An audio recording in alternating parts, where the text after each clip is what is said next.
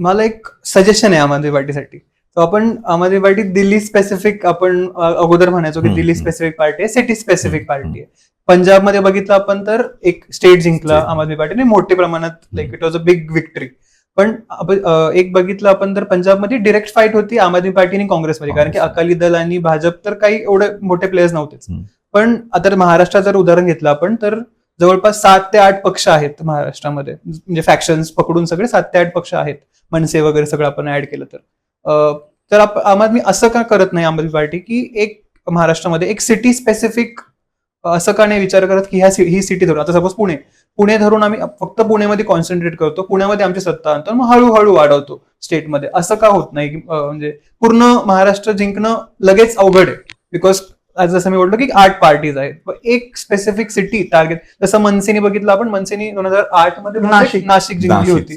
तर एक स्पेसिफिक सिटीवरती का टार्गेट करत नाही आणि ती जिंकण्यानंतर मग एक्सपांड करण्यासाठी. म्हणजे याला जोडून एक असं की ज्या वेळेला तुम्ही पंजाब आणि दिल्लीचं उदाहरण देऊन समजा इथल्या लोकांकडे अपील करता की आम्ही हे करू, ते तितकंसं कन्व्हिक्शनली त्यांना नाही वाटणार, कारण तिथली ग्राउंड रियालिटी वेगळी आहे. पण ते जर तुम्ही इथं छोटंसं एखादं मॉडेल केलं तर ते जास्त सोयीस्करित्या तुम्ही ऑल ओव्हर महाराष्ट्र करून दाखवू शकता.